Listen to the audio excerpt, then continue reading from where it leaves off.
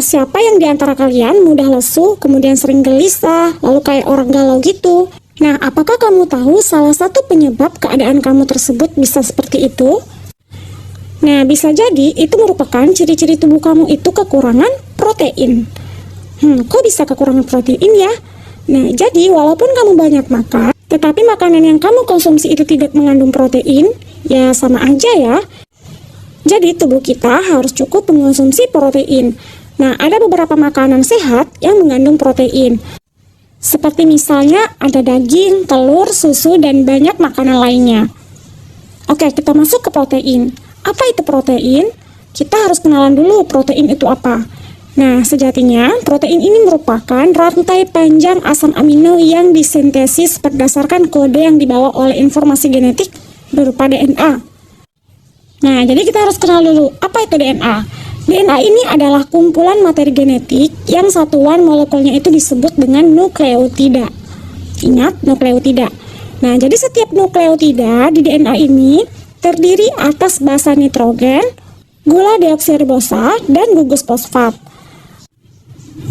Nah, jadi basa nitrogen DNA selalu berpasangan antara kelompok purin dan kelompok pirimidin.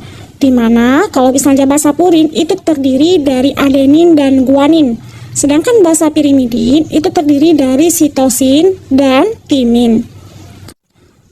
Nah, jadi urutan 3 macam basa nitrogen itu disebut kodon, di mana kodon ini merupakan materi penyusun asam amino. Nah, sekarang apakah kalian tahu kalau misalnya protein itu ternyata dapat terbentuk dalam tubuh kita melalui proses yang namanya sintesis protein. Nah, apa itu sintesis protein? Jadi sintesis protein ini merupakan proses pembentukan protein yang melibatkan peran DNA dan RNA. Dimana tadi kan kita sudah tahu DNA itu apa. Sekarang RNA ini adalah materi genetik yang basa nitrogennya itu terdiri dari adenin, guanin, sitosin, dan urasil. Nah, secara sederhana sintesis protein ini terdiri dari 2 tahap, yaitu ada tahap yang pertama, tahap transkripsi, dan tahap yang kedua itu ada tahap translasi. Nah, mari kita simak penjelasan lengkap mengenai transkripsi terlebih dahulu. Nah, jadi tahap pertama dalam sintesis protein ini adalah transkripsi. Ya, dilihat dari namanya transkrip, itu dapat diketahui bahwa proses ini terjadi penyalinan sebagian DNA. Nah, kenapa harus disalin? Biar apa? Nah, jadi seperti ini. DNA itu terletak di nukleus, sedangkan proses pembentukan protein itu tadi berlangsung di ribosom yang terletak di sitoplasma. Nah, jadi jaraknya itu jauh, sehingga DNA itu tidak dapat bergerak sendiri menuju ke ribosom. Sehingga DNA itu membutuhkan fasilitator, yaitu RNA. Jadi RNA ini ibaratnya kembaran dari DNA. Kalau misalnya DNA nggak bisa datang ke ribosom, ya dia membuat cetakan yang berbentuk RNA untuk menyuruhnya pergi ke ribosom. Nah, jadi dalam proses transkripsi ini terdapat promotor dan terminator, di mana di dalam nukleus RNA polimerase akan memisahkan untaian DNA menjadi 2 bagian dengan cara bergerak dari terminator ke promotor. Nah, jadi pada transkripsi ini terdapat 3 tahapan. Yang pertama itu ada inisiasi, yang kedua elongasi, dan yang ketiga ada terminasi. Nah, yang pertama ketika RNA polimerase sampai di promotor, maka proses ini dinamakan dengan inisiasi. Selanjutnya, RNA polimerase akan kembali berjalan menuju ke terminator dan akan membentuk mRNA. Nah, apa itu mRNA? Jadi mRNA ini adalah messenger RNA atau ya RNA pembawa pesan. Nah, pada proses ini dinamakan dengan elongasi. Nah, yang terakhir ketika RNA polimerase dan mRNA telah sampai ke terminator, maka proses transkripsi selesai. Nah, gimana? Apakah kalian sudah dapat gambaran mengenai transkripsi? Nah, jadi setelah transkripsi masih ada 1 tahapan lagi dalam sintesis protein, yaitu translasi. Nah, apa itu translasi dan bagaimana tahapannya?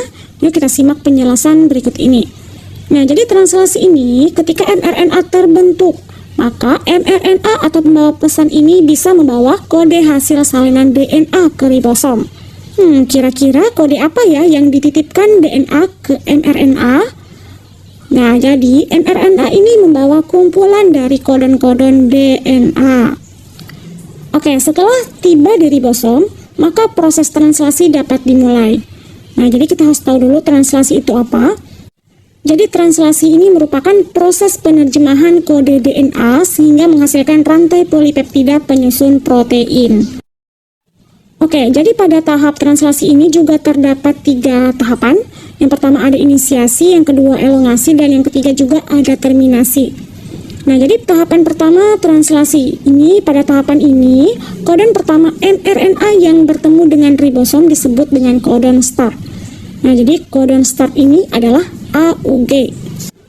Nah, jadi setelah tahapan inisiasi ini selesai, lanjutlah ke tahapan elongasi, di mana pada tahapan ini kodon yang dibawa oleh mRNA ini akan diterjemahkan menjadi asam amino. Nah, kemudian setelah itu masing-masing asam amino akan digabungkan oleh tRNA yang membawa asam amino untuk disusun menjadi protein. Nah, di mana gabungan dari asam amino tersebut akan membentuk rantai polipeptida. Nah, setelah membentuk rantai polipeptida, maka proses elongasi ini akan selesai. Lanjut ke proses terminasi.